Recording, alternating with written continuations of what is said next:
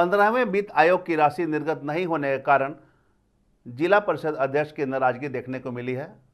शनिवार को उनके आवास में सभी वार्ड सदस्यों के साथ एक बैठक की गई और राशि निर्गत नहीं होने को लेकर वार्ड सदस्यों ने नाराजगी जाहिर की। बैठक में वार्ड सदस्यों ने कहा कि 15वें वित्त आयोग की राशि निर्गत नहीं करने के कारण विकास में बाधा उत्पन्न हो रही है और जिसके कारण उनके इलाके में जो समस्या है उसका समाधान नहीं हो रहा है।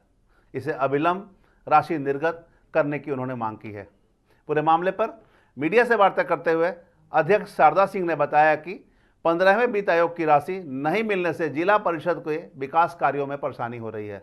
उन्होंने कहा कि जब वे जनता के बीच जाते हैं तो लोग उनसे सवाल पूछते हैं जिसका जवाब देना मुश्किल हो जाता है।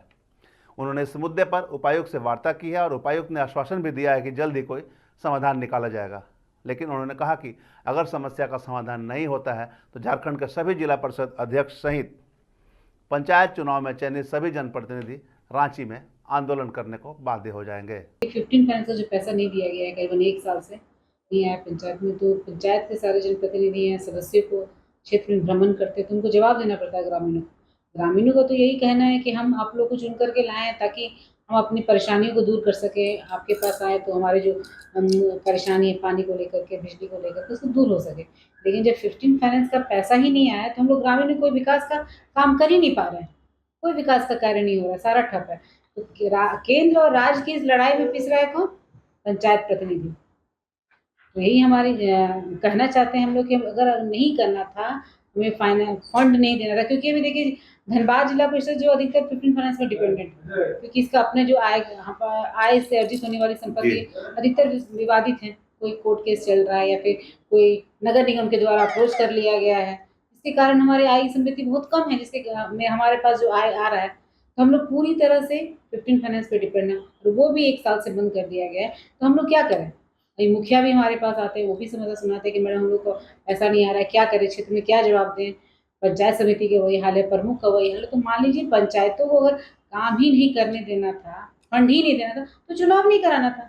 अभी केंद्र का कहना है कि नगर निगम के चुनाव नहीं होगी तो हम लोग 15 फाइनेंस का करना रोके हुए हैं। तो नगर निगम का रोके, लेकिन फिर भी नगर निगम का काम चल रहा है, क्योंकि उनका अपना इतना टैक्स वसूल करते हैं, या फिर जिला परिषद की जमीन से है या किसी भी जगह से वो टैक्स वसूल करके अपना काम चला रहा है। नुकसान किसको हो रहा है?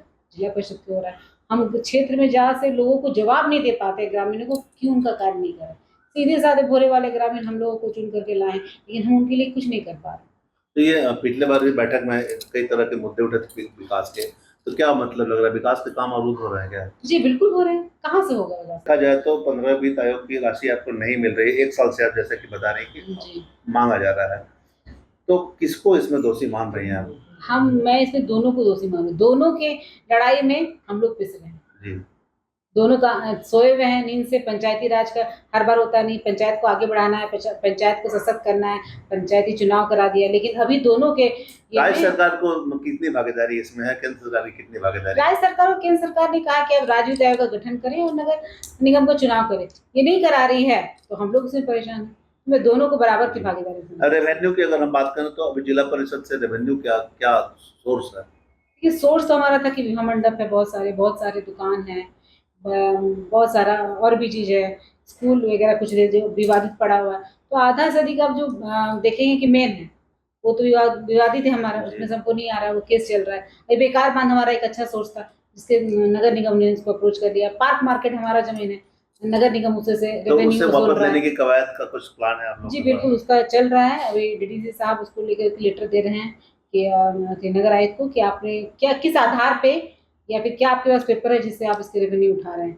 जरूरी नहीं तो फिर हम लोग कोर्ट में जाएंगे। बोर्ड की बैठक में कई तरह की बात का प्रस्ताव पारित हुआ, जिसमें आपकी जो जमीन थी पूजा टाकिज के पास, पुराना बाजार के पास, जो पुराने रोड रोलर थे उससे भी कई तरह के मतलब उसे बिक्री कर ऑप्शन करने की बातें थी, उसमें क्या कुछ काम हो रहा है? जी रोड रोलर को सारी जगह से लोग देख रहे हैं कहाँ कहाँ पड़ा हुआ है, उसको लाने की गतिविधि चल रही है। और दूसरा है कि जमीन का मामला पीपीपुर मोड में मॉल बनाना था, तो अभी पंचायती राज में सचिव भी नहीं थे, निर्देशक भी, जिसके कारण वो भी हमारा फाइल जो है रांची में अटका हुआ, उसमें भी कोई कार्य नहीं होता। कितने राशि की आवश्यकता है 15 वित्त से? विकास जो रुक रहे हैं काम मैडम, कितना राशि चाहिए जिला परिषद को? जी राशि तो जितना मिल जाए उतना कम है। आप लोगों की तरफ से क्या कुछ डिमांड किए गए हैं? हमारे कि जो हमारे पहले, वो तो आगे डिमांड की तो बात ही नहीं, पहले जो रुका हुआ वो तो हमारे पास आ जाए। कितनी राशि है जो रुकी हुई है? अब 1 साल की पूरी राशि रुकी हुई है।